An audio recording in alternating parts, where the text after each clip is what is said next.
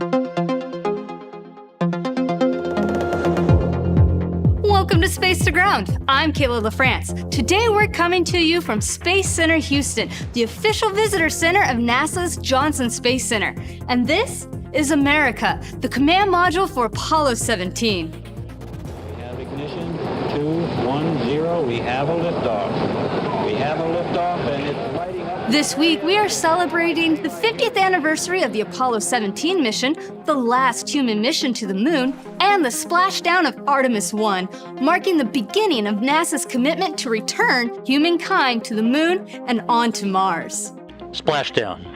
From Tranquility Base to Taurus Littrow to the tranquil waters of the Pacific, the latest chapter of NASA's journey to the moon comes to a close.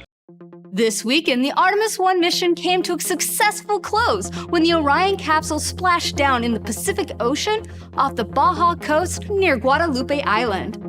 During its 25-and-a-half-day mission, the Orion spacecraft traveled over 1.4 million miles.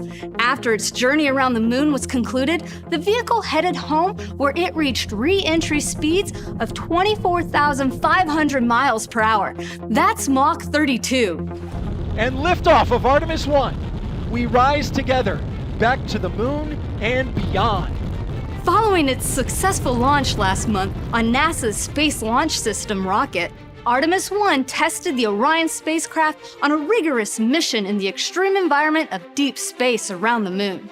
This mission was a critical step before flying astronauts on Artemis 2 in 2024. On Wednesday, December 14th, an external leak was detected from the Roscosmos Soyuz MS-22 spacecraft docked at the Rosvet module on the International Space Station. The Roscosmos mission control team in Moscow decided to postpone the spacewalk by cosmonauts that was planned for Wednesday evening in order to evaluate the situation and data from the Soyuz spacecraft. The crew members aboard the space station were not in any danger during the leak and are conducting normal operations. The external radiator cooling loop of the Soyuz is a suspected leak source. Specialists on the ground are working on plans for a robotic survey of the Soyuz spacecraft. A Roscosmos spacewalk scheduled for December 21st is indefinitely postponed as the team continues its investigation of the Soyuz spacecraft. Also this week, NASA astronauts Josh Cassada and Frank Rubio are preparing for their next DVA. The duo will exit the station's Quest airlock to install an International Space Station rollout solar array designed to augment power generation on the 4A power channel on the port truss of the orbiting laboratory. This will be the fourth of 6 IROSAs to be installed.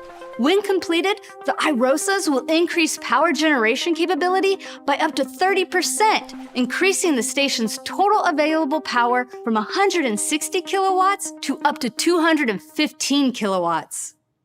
Live coverage will be provided for all upcoming EVAs, so follow us on social media or head over to NASA Television, the NASA app, or the agency's website for more information and times.